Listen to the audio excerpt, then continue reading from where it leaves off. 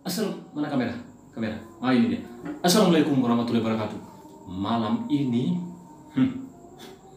kita akan mereview salah satu makanan termewah di bumi ini. Bumi-bumi.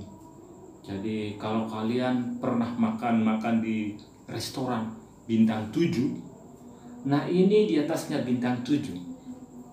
Bintang 8. Jadi seperti apa jenis makanannya, dan ini makanan dari Pulau Muna, Sulawesi Tenggara. Seperti apa jenis makanannya, saya akan berdoa mudah-mudahan makanan itu datang pada malam hari ini.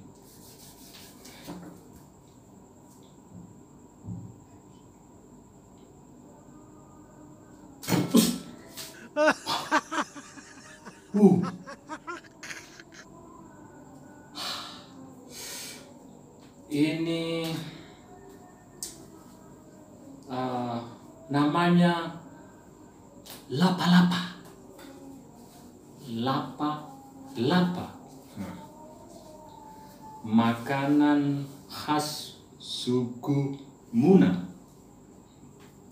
Jadi cara makannya harus kita lepas dulu talinya. Nah, biasanya ini sudah lebih modern karena talinya ini sudah menggunakan makrum, karena dibuat di Jakarta.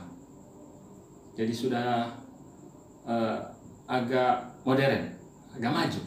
Kalau di daerah sana di suku Muna, di Pulau Muna, di Kabupaten Muna, ini menggunakan tali tradisional dari kulit bontu. Bontu bahasa Indonesia apa ya? Bontu. Ya itulah. Tali pohon hutan. Aduh. Jadi cara makannya itu kita harus lepas talinya. Seperti kita lihat di sini di dalam.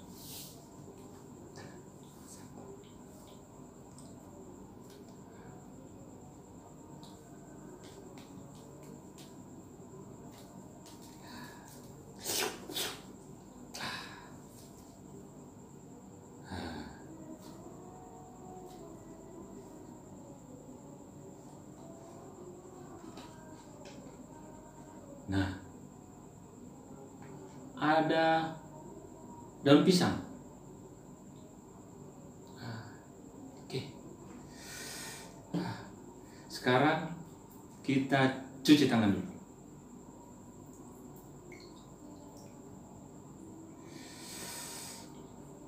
Kita rasakan makanan ini paling mewah. Bagi saya, makanan ini paling enak di bumi. Bagi saya, di bumi, di alam ini.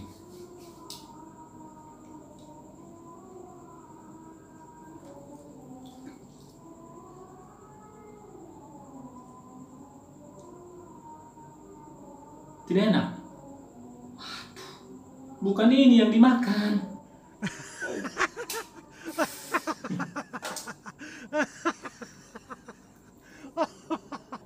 Tali. Loh, ini janur. Bukan. Loh, makanannya mana? Mana makanannya? Salah simpan. Makanannya ada di sini. sorry pemirsa. Salah acting. Oke. Sekarang, aduh, belum 5 menit. Untung tadi pakai super pen.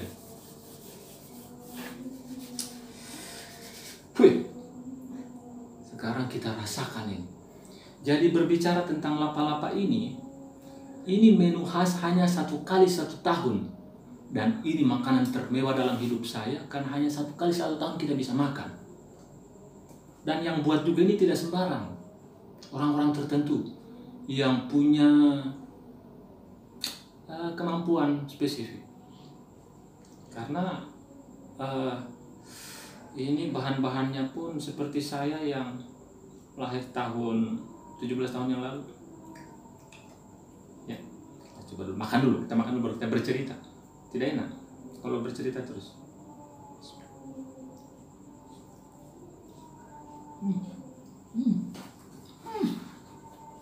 Enak, belum ditelan.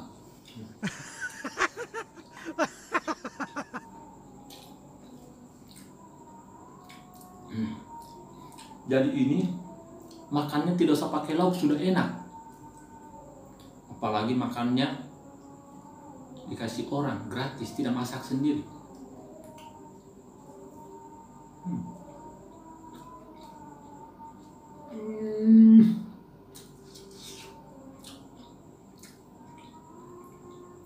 Alhamdulillah. Nah, berbicara tentang lapa-lapa ini hanya orang-orang tertentu yang tahu karena belum familiar di Indonesia. Jadi ini terbuat dari beras. Nah, ada merah-merahnya. Kamera mana kamera? Kamera sendiri ya, bukan kameramen. Nah, ini ada merah-merahnya. Nah, biasanya merah-merah ini orang Muna bilang seperti saya menggunakan paewuna. Jadi paewuna itu beras merah. Tetapi jangan salah, orang Muna juga punya beras sendiri namanya paewuna. Paewuna itu artinya beras Muna. Nah, campurannya adalah beras merah. Beras merah ini sebenarnya bagus untuk kesehatan, tinggi seratnya. Jadi orang Muna itu sudah terbiasa dengan produk-produk yang sehat. Jadi cara membuatnya pun ini unik. Beras dicuci bersih, lantas dituang, diaduk dengan santan kelapa yang hangat, diaduk dan dicampur dengan bawang merah dan bawang putih. Nah, untuk mengikat atau mengisi lapa-lapa di janur tadi, janur mau ambil lagi. Untuk mengisi ke dalam sini, untuk kepercayaan suku Muna sendiri yang sudah turun-temurun tidak bisa dilakukan oleh orang sembarang. Dan alasannya saya sempat tanya waktu itu, bahasa Munanya tanoko binte-binte. Kubinte-binte itu semacam jin yang jika kita mengambil 1 sendok beras tersebut untuk masuk ke dalam janur, maka jin akan mengambil 1 atau lebih sendok bagiannya, sehingga walaupun kita buat 10 liter hasilnya itu akan sedikit. Tetapi kalau menggunakan cara atau kepercayaan suku Muna sendiri, walaupun seliter itu bisa dikonsumsi oleh orang banyak, karena ada tata caranya, ada etikanya untuk mengisi ini. Sebenarnya kalau kita usut yang dibaca pun cuman ya auzubillahi minasyaitonirrajim bismillahirrahmanirrahim. Jadi intinya untuk terhindar daripada jin supaya tidak mengambil bagiannya juga di sini. Nah, itu biasanya dahulu termasuk dengan cara menghadapnya pada saat mengisi lapa-lapa pun itu sudah diatur arahnya, ditentukan. Jadi tidak sembarang orang. Kalau seperti saya orang awam misalnya atau orang lain tidak diperbolehkan untuk mengisi, dia hanya akan kebagian untuk mengikat. Dan untuk mengikat itu pun tidak sembarang orang, karena ada caranya. Yang saya akan tunjukkan yang masih terikat.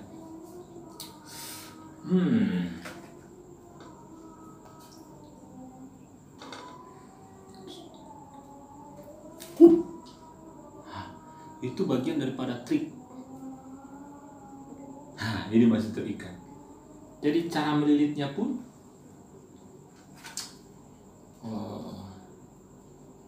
biasanya dari tengah begini, tengah, lilit sampai ke ujung, lalu kembali dan sampai ke sini. Hanya kurang panjang ya, ke sini dan seterusnya kembali lagi ke sini dan diikat di tengah. Nah, pada simpul tengah biasanya itu simpul 8 seperti mengikat tali sepatu. Jadi tinggal ditarik, langsung kebuka dengan gampang. Nah, talinya itu pun sayang, jadi bisa dipakai berkali-kali. Nah, biasanya janurnya pun bisa seperti itu, dipakai berkali-kali. Karena dulu susah untuk buat talinya, sekarang sudah gampang bisa dibeli di toko. Kayaknya ini bekas karung. Karung. Nah, tapi tidak. Kita kembalikan sama yang punya. Mumpung belum bangun.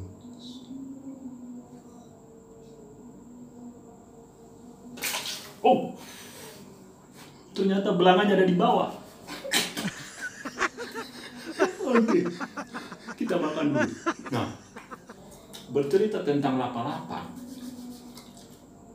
dimanapun Anda, manusia bumi, jadi kalau berkunjung ke Pulau Muna, maka Anda sangat kurang beruntung jika tidak mencoba makanan lapa-lapa ini. Karena ini makanan termewah bagi kami, bagi saya, apalagi saya ada di kota Jakarta. Susah dapat lapa-lapa. Untung ada orang yang kita bisa minta. Karena mau beli, dia lebih banyak uangnya daripada yang mau beli. Jadi malu-malu. Nah, kita minta saja, dikasih. Minta 1 dikasih 30, alhamdulillah. Terima kasih. Oh, saya kita makan dulu. Nah, sebenarnya pasangan terbaik untuk lapa-lapa ini sebenarnya kapinda. Kapinda ini ikan segar yang dikukus menggunakan garam dan belimbing, jadi ada aksen kecutnya. Sangat mantap sekali. Cuman saran saya jangan makan kebanyakan, karena kalau makan kebanyakan pasti lupa utang-utangnya. Jadi makan secukupnya saja. Nah, untuk pasangan sayurnya, lapa-lapa ini paling tepat dengan sayur kelor. Kelor sekarang nanti corona baru terkenal. Sayur kelor. Kalau kita dari Muna, dari zamannya Pithecanthropus erectus Phalaeon javanicus itu sudah ada kita makan. Dan di Muna pusat kelor terbanyak sepertinya untuk di Muna. Dan di Jakarta saya lagi menanam. Mudah-mudahan bisa tumbuh kelor. Kita pecinta kelor. Mohon maaf, kalau Anda yang menginginkan lapa-lapa seperti ini, bisa pesan ke nomor telepon di bawah ini.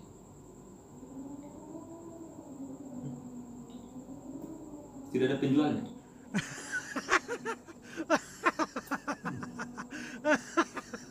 Nah, ada juga yang mencampur beras ini, beras biasa dengan beras apa ya, yang pulut yang beras yang agak blanket itu yang kayak ada lemnya. Apa itu? Oh, beras Kentucky. Bukan. Beras kentang. Bukan juga. Beras ketan. Nah.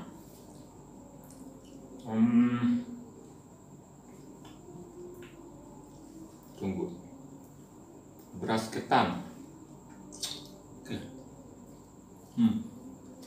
Nah, lapa-lapa ini akan sangat gampang dan sangat mudah ditemui pada hari-hari besar, hari lebaran, acara budaya, atau acara karya itu acara kampung, budaya sih sebenarnya, pada acara-acara tertentu. Tapi paling sering itu hanya setahun sekali pada saat lebaran. Makanya biasanya ada orang mengatakan begini, tidak jadi lebaran kalau tidak ada lapa-lapa. Tapi untungnya saya di Jakarta ada lapa-lapa, jadi lebaran. Itu dia. Jadi khasnya orang Muna susah ditinggalkan ini lapa-lapa. Dia mau bikin juga dia tidak tahu.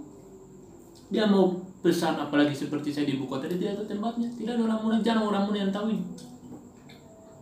Makanya kalau dapatin begini, sudah luar biasa. Tidak pulang kampung pun sudah hawanya ada Muna di sini. Oke. Daripada saya bicara terus, memori kepenuh, mendingan kita makan lapa-lapa dan sampai berjumpa kembali di acara berikutnya. Mereview lagi kapinda. Saya pengen mereview kapinda.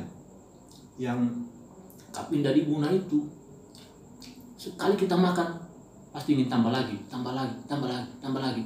Apalagi kalau makannya ditraktir orang lain. Minta terus. Oke, cukup sampai di sini. perjumpaan kita malam hari ini, malam takbiran Hari Raya Idul Fitri 2020. Assalamualaikum warahmatullahi wabarakatuh.